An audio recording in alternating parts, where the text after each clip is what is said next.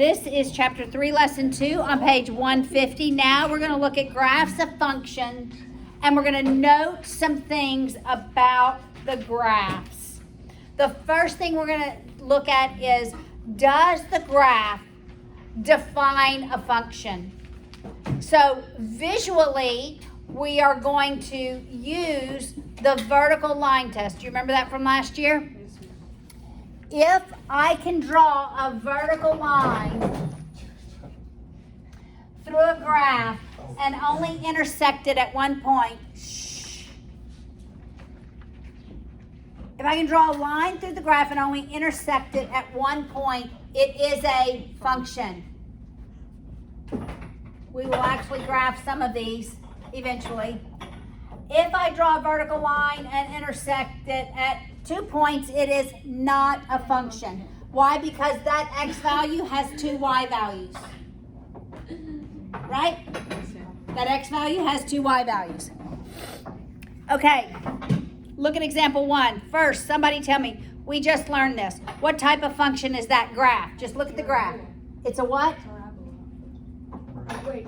We just learned this. Piecewise defined function. It's a piecewise defined function. Okay. All right. So we're just going to go around the room. A, f of 0. We'll start with you, Isabella. What is it asking? F of 0. When x is 0? Yes. So when x is 0, what's the value of y? Oh, wait. 1. What is it counting by 5? 7. 7. Laura, what's f of 3? F of 3 is 0. 0. Right? Yes, ma'am. Isaac, what's the domain of f? I don't know What is it asking me? what that is. Yeah, what does that mean? What is it asking when it asks for the domain? Ethan, what is it asking us? Which ones? What is the domain of f? It's all the x values. Okay, all of the x values graphed. So what is the smallest x values graphed?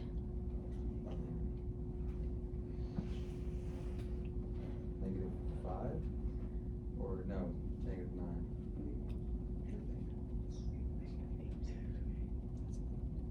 It's 8. Can it equal -8? Yes. So -8. Are there any x values missing between the smallest and the largest? 2 is missing. Can it equal 2? No. No. So then it goes from 2 to what's the largest? Is that 7? 8. Oh, 7. 7, yes, and it can equal. That's the domain. All right. And guys, in your other courses, I want everybody to look. When I have 2 of these, it's going to put a union, union. That means both of those. Okay. It's this and that. Okay. The domain is an element of this and that. Okay. The range. Charlie, what's the range? -9 to 8. Can it be -9? Yes. Yes. And I wrote 8. -9 all the way to 8, and it can equal 8. Are there any numbers missing in between? No, there aren't. Do y'all see that? Excellent. All right, so example 2 is the vertical line test. Lucas, is that first figure on the left? Is it a function? No, it is not. Jacob, is the graph on the right a function? Yes, it is. All right, so now go to the bottom of page 152. Functions are either increasing, decreasing, or constant. Functions are either increasing, decreasing, or constant. All right, and we're talking in respect to the y value. So I'm going to draw this crazy function on the board. All right, and then I'm just going to label it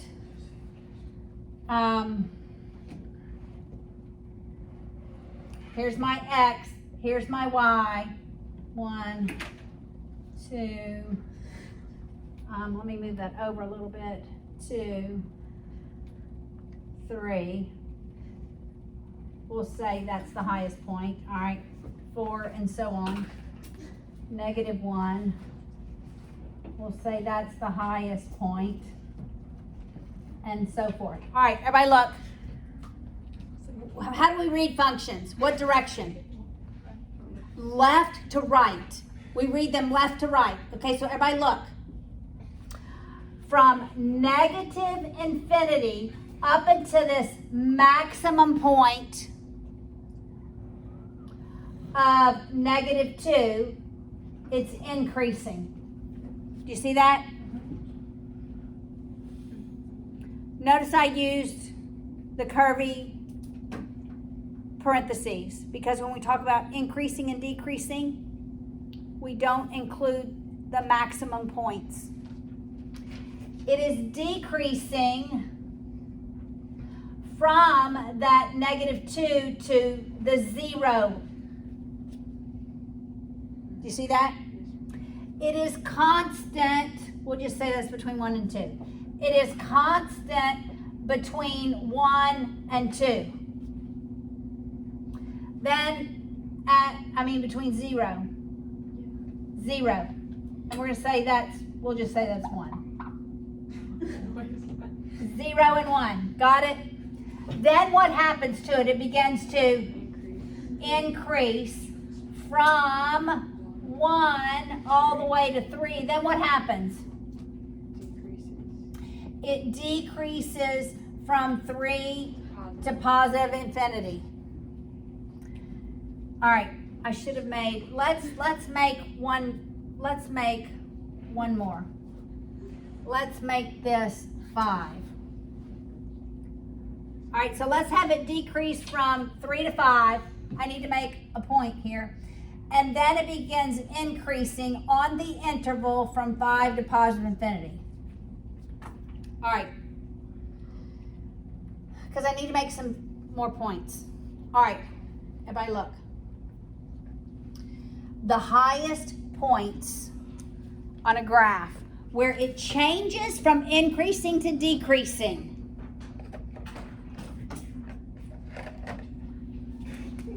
Everybody look. When it changes from increasing to decreasing or decreasing to increasing, those are called local extremists. All right, local extremists. They're extreme points, okay? You can either have a maximum or you can have a minimum. A maximum is where we go from increasing to decreasing. Got it? Here. This is a maximum. This is a maximum.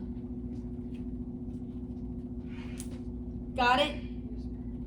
A minimum is where we go from decreasing to increasing.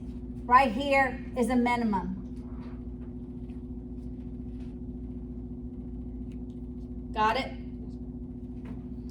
Yes. So, would you, if they asked for, the local Extremists, yeah. would you answer in the points?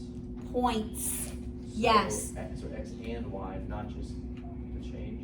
At x equals It's like -2, at x equals 3, and at x equals 5. So, but would you put? I don't need the y value. Oh, you don't need the, okay. Don't need the y That's value. what I thought was making. Yes, don't need the y value. Okay, now something happens when we go from a max to a min or a min to a max.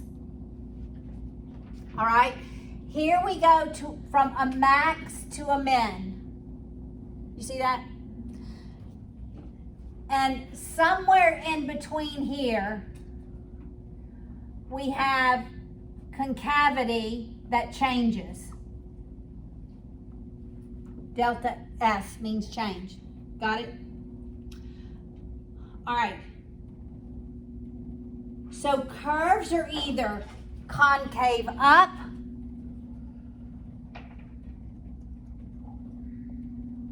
This is a concave up curve. Everybody look. When I can connect 2 points and that line is above that extrema, then it's concave up. Got it? Our curves can be concave down.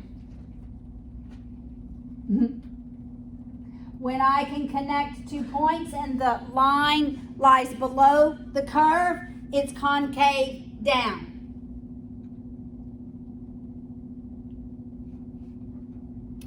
Concavity changes at something that's called the point of inflection. I know you're thinking bad teeth, right? Concavity. All right. It changes at something called the point of inflection.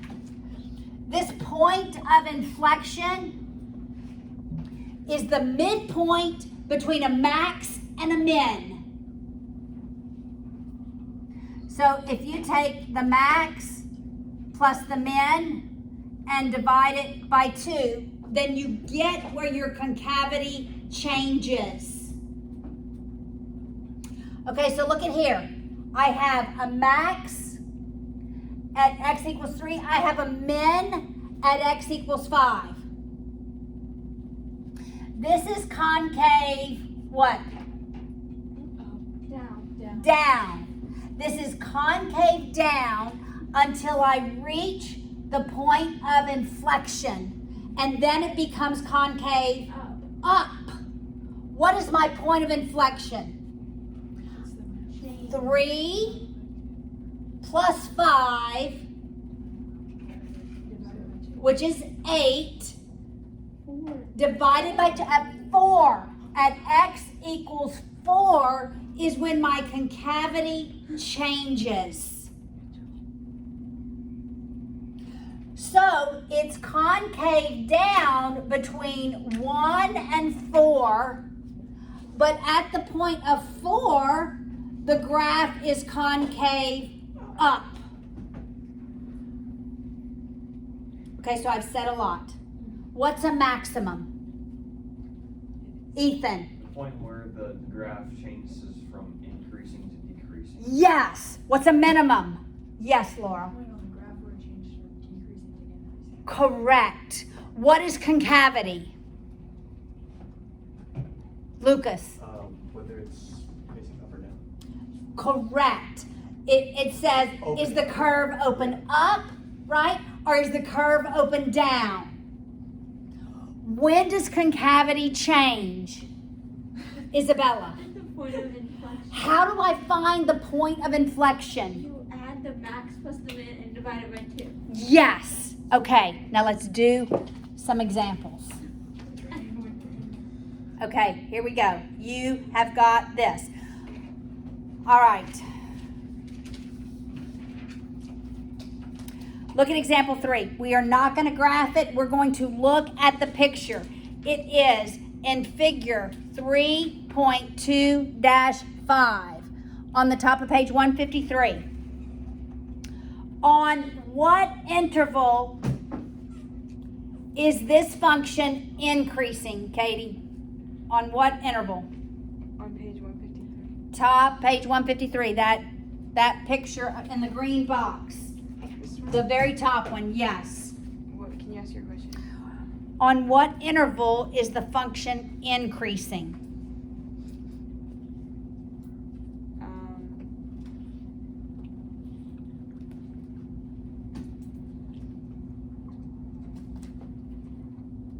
don't know.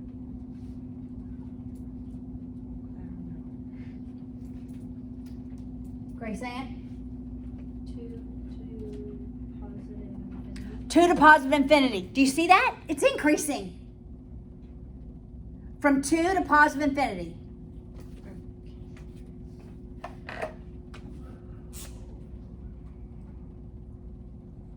it's from here up. It's increasing.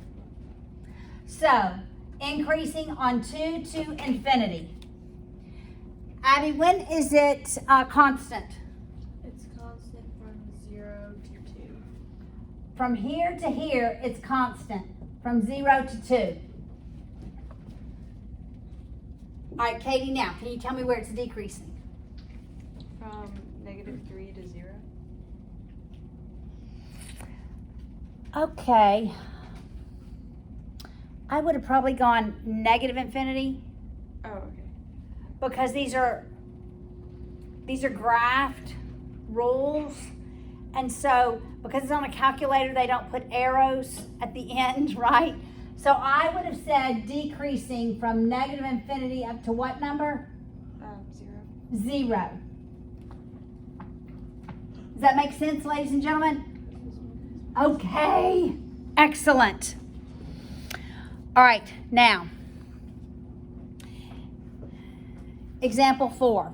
But we're not going to do that example. I have changed the equation. We're going to graph this in our calculators.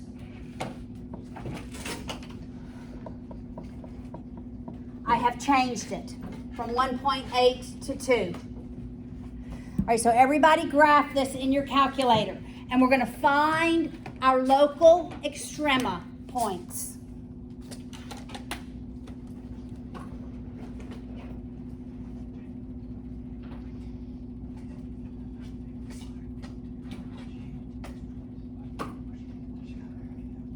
All right, so if you just do negative 10, 10, negative 10, 10.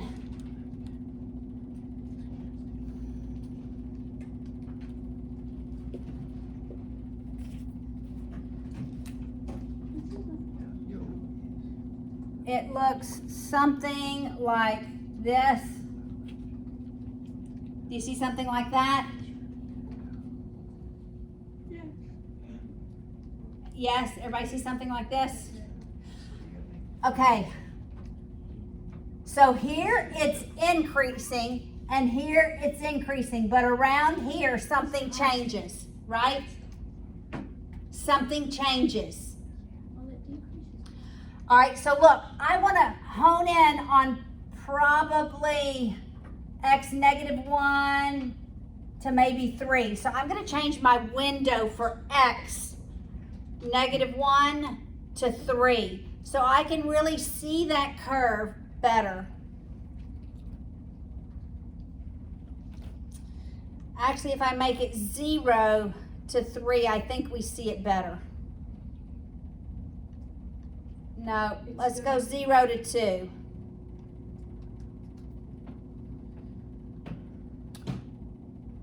No, I got to change my y.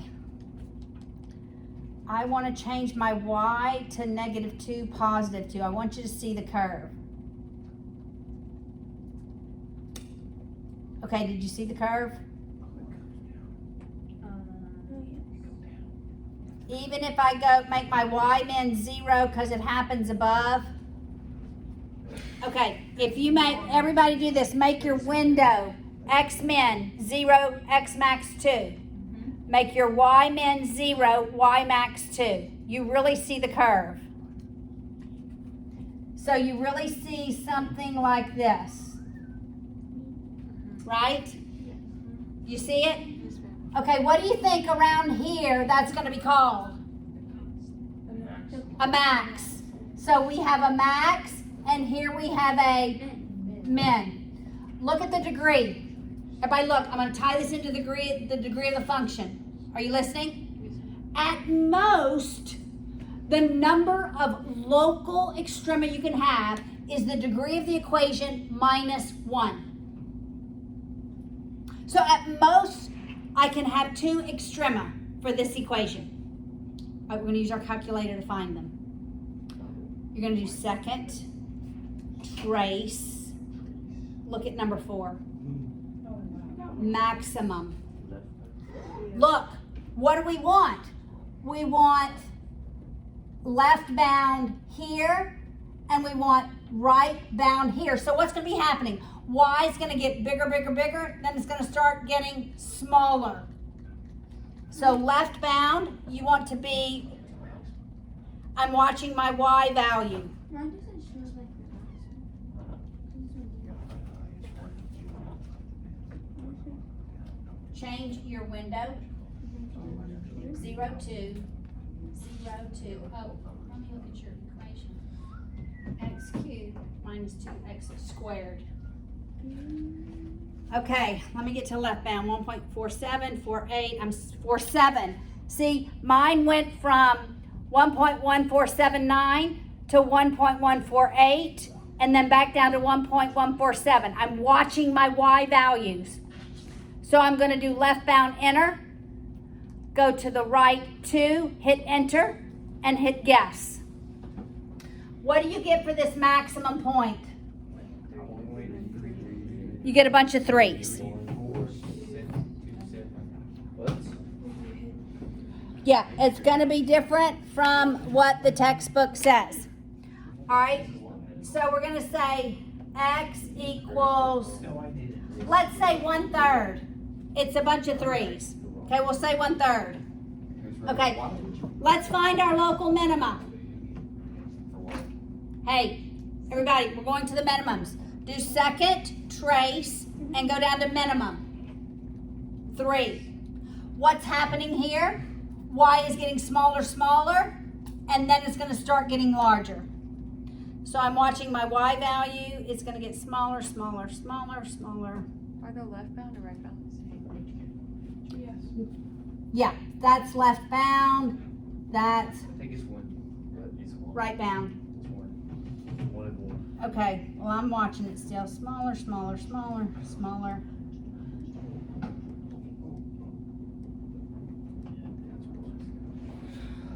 Up, bigger. Okay. No, you gotta get to that. I got .99999. Yeah. I got point one. You should have gotten a bunch of .9s. So we're going to say X is 1. Okay? All right, now let's tie in what we've already learned. Where is this concave up and concave down? I have to figure out my point of inflection. Where's my point of inflection? Max plus min divided Max, well, plus min, I'm going to write it as 3/3 divided by 2. So that's 4/3 divided by 2. What's half of 4/3? 2/3. So my point of inflection is at 2/3. I know. It's crazy to ask if you're okay because you're not okay. Like people ask and everybody always says we're okay. You're not okay. I'm dying over here. Okay. All right. What is the concavity below 2/3? Concave down. And at 2/3 to positive infinity it is concave up. Do you see that? Okay. Look at a picture of the piece, the greatest integer function on page 157. This is what it looks like. It always rounds down. The greatest integer function always rounds down. Look at example 7. We graphed these last year. That is the absolute value function. I'm on page 156, sort of working backwards through this. It's just showing you the different functions. All right, look back at example 6. That is a piecewise defined function.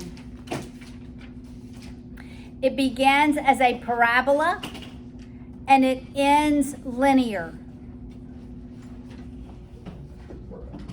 All right, we already did some of that.